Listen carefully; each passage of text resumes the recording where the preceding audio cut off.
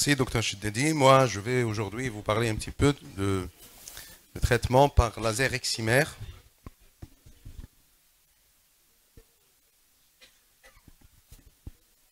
Adapté au kératocone.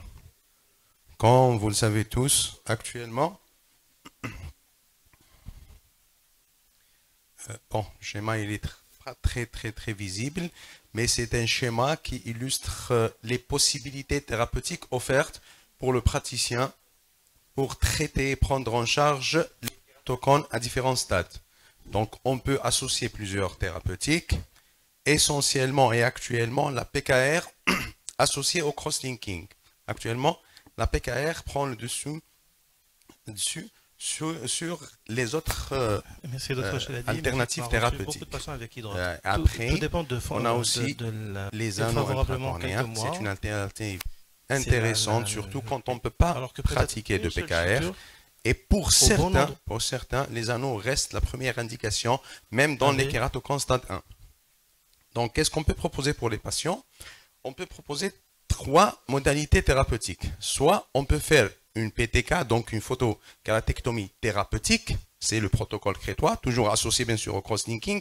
On ne parle pas beaucoup du crosslinking parce que c'est clair, c'est-à-dire on doit toujours, si on touche la cornée, on est obligé d'associer et de faire pratiquer un crosslinking. On peut aussi proposer, et là je vais faire un petit peu le détail sur la particularité de chaque technique, on peut proposer soit une PKR, donc une kératectomie réfractive guidée par les anomalies, les aberrations cornéennes, c'est ce qu'on appelle le traitement TopoLink. Ou on peut aussi faire une PKR guidée par le relevé de fondante oculaire. C'est-à-dire que ce soit le TopoLink ou l'Aberolink, c'est des traitements abérométriques. Dans les deux options, on est en train de traiter l'irrégularité, l'aberration. On veut enlever le degré élevé des aberrations de degré, bien sûr. Donc, on peut soit choisir, et ce qui n'est pas du tout gênant dans les kératocones, de choisir les aberrations de la cornée et on va les traiter. Parce que on se met dans la tête que ces aberrations sont bien sûr d'origine cornéenne. Ce qui n'est pas le cas dans le traitement de la chirurgie réfractive, c'est-à-dire quand on propose pour des patients un traitement de chirurgie réfractive quand il n'y a pas de kératocone.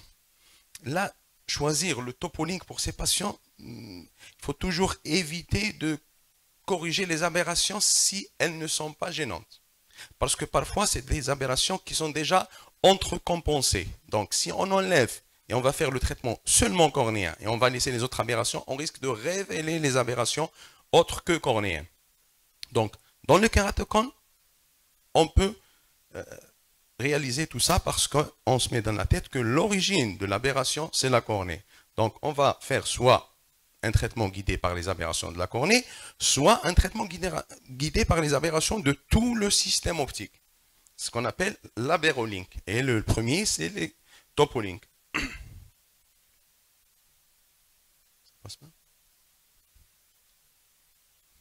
Pas de souci. Je vais vous montrer donc des cas qui illustrent un petit peu ces options. Donc, on est devant ce patient qui présente une réfraction à moins 2 à 70. Quand on voit les aberrations, et je vais tout à l'heure vous montrer où est-ce qu'on va chercher les aberrations, donc sur le pentacam, c'est la machine qu'on utilise actuellement pour les diagnostics et les décisions thérapeutiques, et on a une pachymétrie minimum à 481. Dans le traitement PKR, on doit toujours, bon, pour certains c'est un peu moins, mais dans la règle, laquelle on doit se soumettre, c'est de laisser 400 microns en post-chirurgie. Épithélium, bien sûr, inclus. Tout à l'heure, je vais vous montrer, on doit toujours calculer dans la trans-PKR, parce que dans la trans-PKR, on enlève et l'épithélium et on fait le traitement. Donc, quand on voit la profondeur de l'ablation, il faut prendre en considération que dans cette profondeur, il y a déjà 55 microns qu'il faut rajouter à la cornée résiduelle parce qu'ils vont régénérer après le traitement. Donc, pour ce patient, on a donc une réfraction à moins de 2,5 à 70, des aberrations de haut degré à 1,019. La valeur normale des aberrations de haut degré, il faut tolérer 0,5 microns. pour, bien sûr, le pentacam. Au-delà de 0,5, les choses commencent à se compliquer. Au-delà de 1 micron, les choses se compliquent encore plus.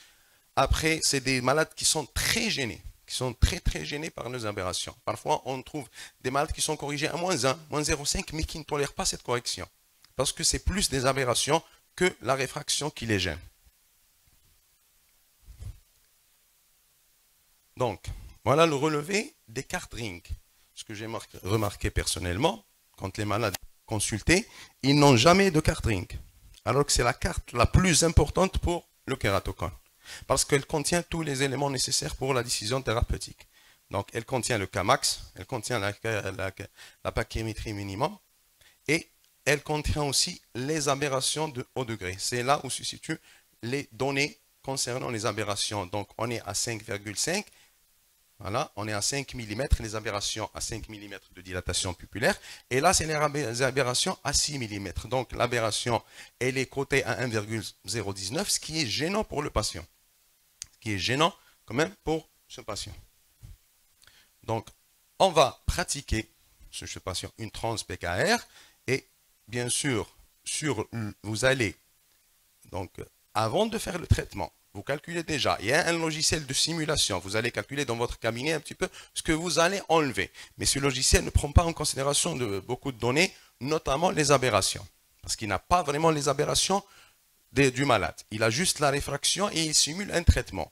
Mais après, on doit, avant de faire le traitement, réévaluer la situation. Donc, le traitement, il nous propose d'enlever 83,77, bien sûr, épithélium inclus. C'est une trans-PKR, ce n'est pas une PKR. Donc, on va enlever seulement 2,88.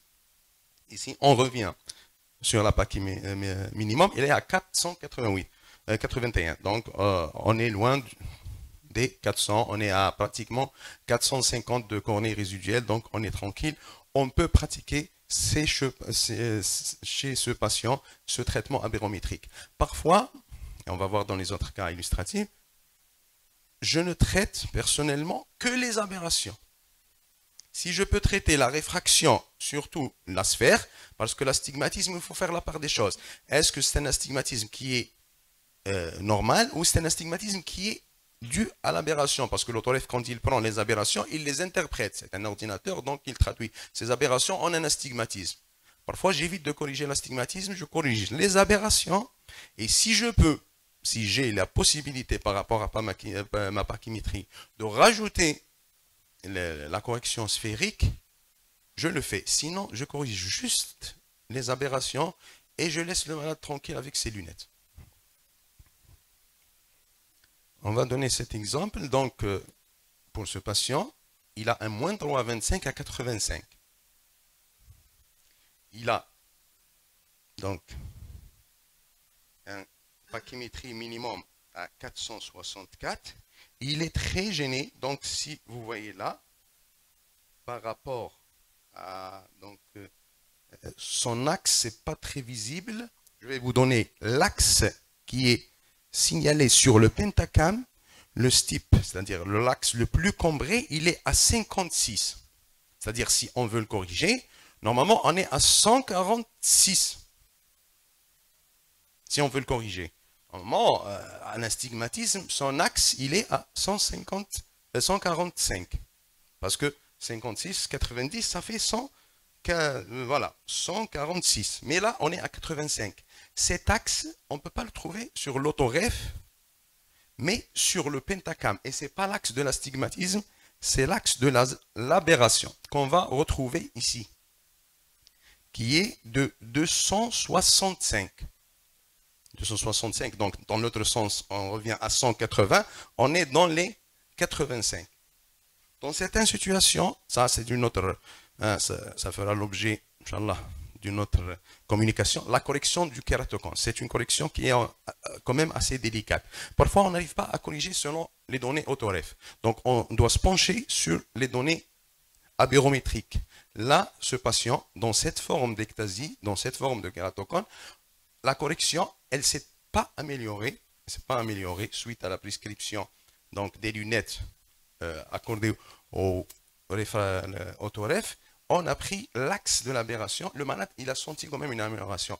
Mais, comme il avait des aberrations à 2,136, une pachymétrie quand même qui permet un traitement aberrométrique tranquillement. Donc on va juste, là on ne va pas toucher parce qu'on n'est pas sûr, on est sûr que ce n'est pas le vrai axe de l'astigmatisme. Donc on va juste enlever cette aberration qui est quand même importante. 2,136, c'est très gênant pour un patient, pour un minimum de 0,5. Donc on va opter pour une trans-PKR, bien sûr TopoLink, et on va traiter seulement les aberrations tout en préservant une cornée à 400 microns.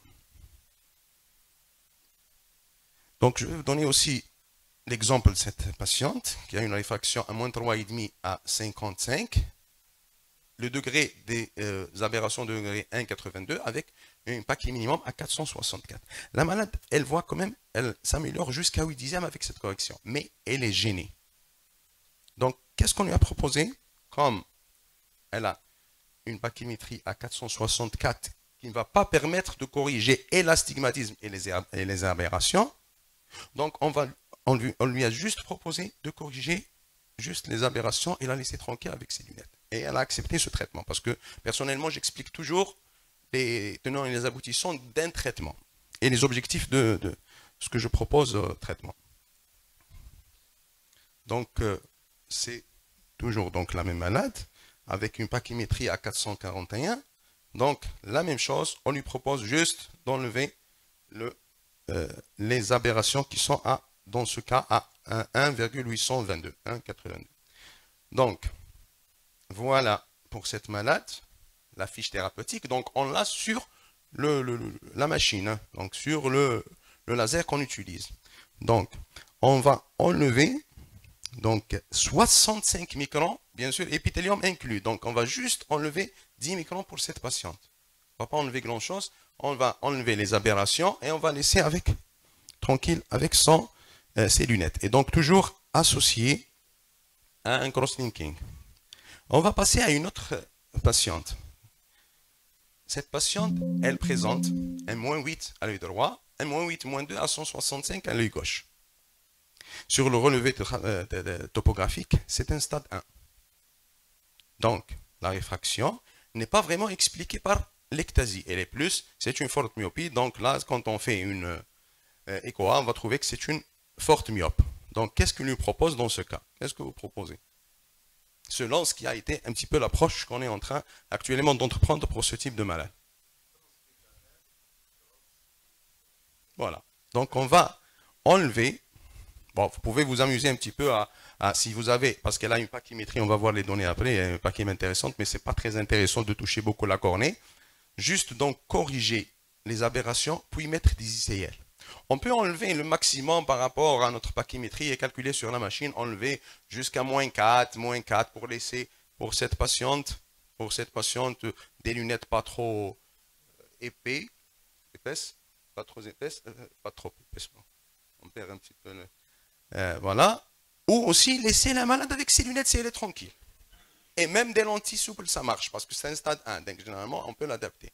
Donc le plus important, c'est d'enlever la gêne qui est due aux aberrations.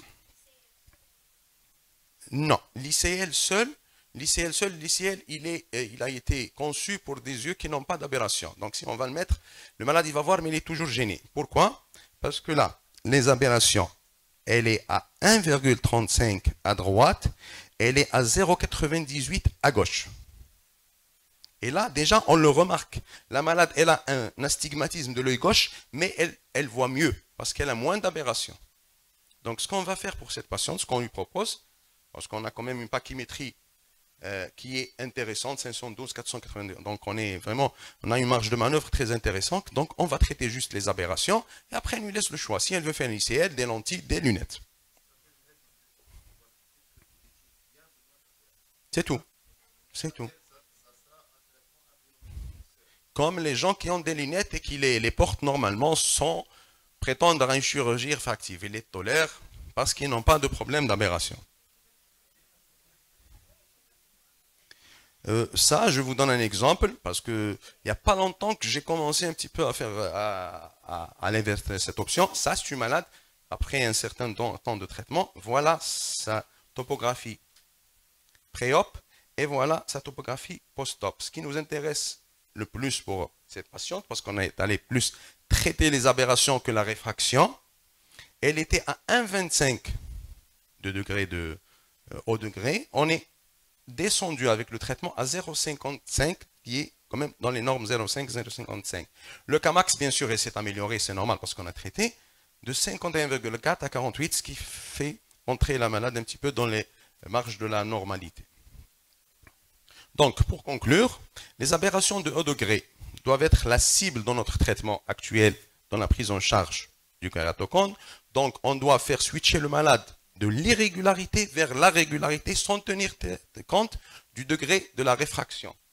La PKR est une alternative intéressante avec une bonne prédictibilité, toujours associée bien sûr au cross-linking. De préférence, sur ce point, je vais un petit peu prendre 30 secondes pour dire, le simultané, c'est toujours mieux que le séquentiel.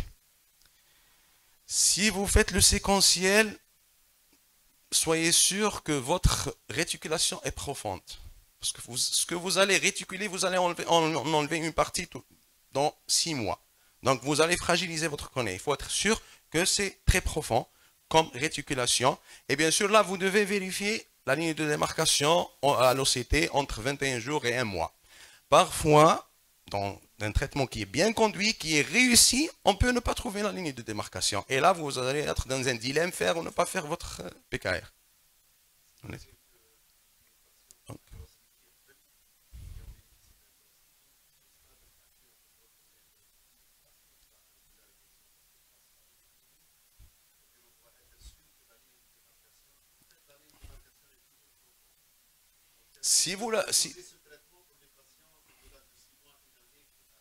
Elle est profonde quand il faut la mesurer. Si on n'a pas, on n'a pas d'informations. Si on n'a pas l'OCT à J21 ou entre J21 et J30, on ne peut pas dire que c'est une profonde si on n'a pas l'OCT. Peut-être c'est un cross-linking qui est avec une ligne de démarcation qui est importante, parce que dans le traitement, on va enlever la partie antérieure. Si on a, par exemple, au lieu d'avoir une ligne de démarcation, on a réticulé jusqu'à 250-300 microns, c'est bien. Mais si on a juste une réticulation à 120, on va enlever après 40 ou 60. On a vraiment fragilisé la cornée. C'est pour cela il vaut mieux opter pour le simultané, parce que le simultané, vous allez enlever et vous allez réticuler ce qui reste. Donc, vous allez avoir quand même une cornée assez rigide. En cas d'impossibilité, bien sûr, il faut aller aux anneaux. Juste un mot sur les anneaux. Hein, ce n'est pas le thème, mais c'est juste pour vous dire que les choses évoluent et avancent. Quand on parlait à chaque fois des anneaux, je vous ai situé ce cas, c'est le CAIRS qui sont proposés par Suzanne Jacob. C'est des anneaux avec pris sur des greffons, donc c'est des greffons d'yeux humains. Actuellement, parce que c'est compliqué d'aller trouver le greffon, enlever les instruments. Maintenant, ça se vend. C'est tout. Vous n'avez qu'à payer. C'est les Kera Natural Ring. Ça se vend, c'est une boîte américaine. C'est approuvé par l'FDA. Donc, et c'est pas vraiment cher. C'est pas vraiment cher. Donc, c'est à peu près, hein, parce que j'ai posé la question, là c'est 800, là c'est $1,200. Donc, c'est pas vraiment très cher par rapport à ce qu'on est en train de payer pour les anneaux. C'est lyophilisé dans un sac. Voilà. Le reste. Ah.